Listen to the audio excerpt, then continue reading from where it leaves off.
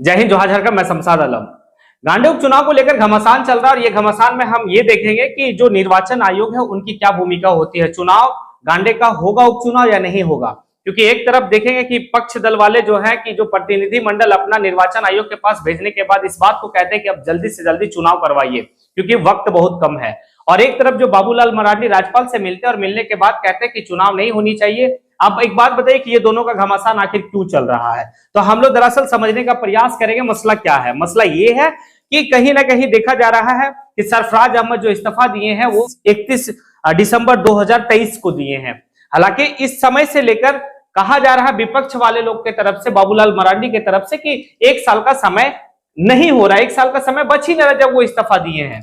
तो वहां पर अब बात मसला क्या होता है कि मसला ये है कि जो सत्ता दल वाले हैं उनका कहना है कि मैंने तो विधानसभा का आहूत जो 2019 में किया था वो कब किया था, हमने तो जो है कि 5 जनवरी 2020 को विधानसभा का आहूत किया था, बुलाया था। तो ऐसे कंडीशन से हम 5 तारीख से पहले ही हम दे चुके हैं। जब हम 5 तारीख से पहले दे चुके हैं तो इनका तो पूरा समय बचा हुआ, उपचुनाव तो होनी चाहिए। ये इस बात को पक्ष दल वाले कह रहे हैं। बाबूलाल मरांडी का तर्क क्या है? बाबूलाल मरांडी का तर्क ये है कि 29 दिसंबर 2019 को जो है कि सरकार की गठन हुई है, क्योंकि जब चुनाव होता है तो जो आपके रिटर्निंग ऑफिसर होते हैं वो निर्वाचन आयोग को जो है कि भेजते हैं रिपोर्ट कि कौन दल का कितना उम्मीदवार जीता, कौन निर्दलीय जीता। ये सभी रिपोर्ट देने के बाद जो है कि वो सचिवालय को भेजते हैं, वहां से जो है कि आपका विधानसभा का समय स्टार्ट हो जाता है। ये जो है बाबूलाल मरांडी का कहना। अब यहां पर सबसे दिलचस्प बात यह रहेगा कि निर्वाचन आयोग क्या क्या है, क्योंकि चुनाव कराना ना सरकार के पक्ष में है, ना विपक्ष के हाथ में है, ना न्यायालय के हाथ में है। चुनाव जो करवाना है वो निर्वाचन आयोग को करवाना है और निर्वाचन आयोग जो है स्पष्ट अब क्या करती है, चुनाव करवाती है गांडे उपचुनाव या नहीं करवाती, ये देखने का एक मसला होगा। दूसरी बात यहां पर यह है कि क्या चुनाव होनी चाहिए या नहीं होनी चाहिए, बहुत कम समय है। देखिए एक बात तो तय है कि अगर आपका 1 साल से 1 दिन भी अगर घटा हुआ है तो चुनाव नहीं होगा उपचुनाव, और अगर 1 साल से 1 दिन भी अगर आपका बचा हुआ चुनाव होगा। अगर अभी चुनाव अगर कराया जाता है सितंबर अक्टूबर में जो है निर्वाचन आयोग के तरफ से आचार संहिता लगा दिया जाएगा, तारीख की अनाउंसमेंट कर दी जाएगी। जिस समय से तारीख की अनाउंसमेंट होती है उसी समय से आचार संहिता लग जाता है क्षेत्र में। 2024 में जो झारखंड का विधानसभा चुनाव होने वाला है, तो ऐसे कंडीशन में 5 से 7 महीना के लिए समय मिलता है गांडे उपचुनाव में जो भी उम्मीदवार जीतेंगे उनके लिए।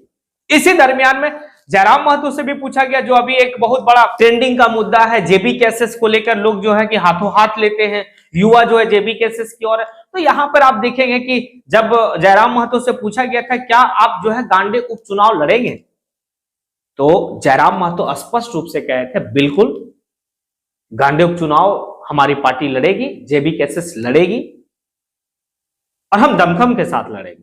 अब देखना होगा कि निर्वाचन आयोग चुनाव कराती है या नहीं कराती है।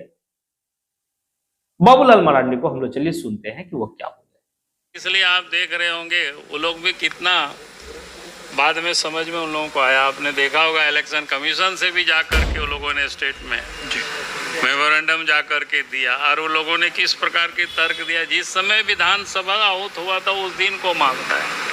भाई हर कोई जानता है विधानसभा जो गठित होता है इलेक्शन कमीशन करके, और इलेक्शन कमीशन जब चुनाव समाप्त हो जाता है और इलेक्शन कमीशन करता है तो हर विधानसभा क्षेत्र के लिए रिटर्निंग ऑफिसर होते हैं और चुनाव का परिणाम आते ही वो इलेक्शन कमीशन को लोग भेज देते हैं, और इलेक्शन कमीशन जो विधानसभा को कंस्टिट्यूट करते हैं तो विधानसभा सचिवालय को भेज देते हैं, यानी उसी दिन वो कंस्टिट्यूट हो जाता है। गवर्नमेंट अब जब बनावे विधानसभा लोकसभा जब बुलाने आप बुलाइए, उसके लिए इलेक्शन कमीशन की कोई ज़रूरत नहीं है।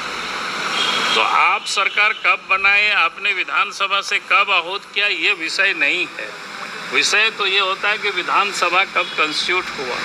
इसलिए अगर आप सब लोग इलेक्शन कमीशन से पूछे वो कब चुनाव कराएगी, उनके हिसाब से थोड़े है कि वो आपकी सही देर हुआ, आपने विधानसभा को बुलाने में देर किया, उससे उनको कोई मतलब नहीं है। विधानसभा तो उसी दिन कंस्टिट्यूट हो गया जिस दिन इलेक्शन का यहाँ रिटर्निंग ऑफिसर ने रिजल्ट के बाद इलेक्शन कमीशन को नाम की सूची भेज दी।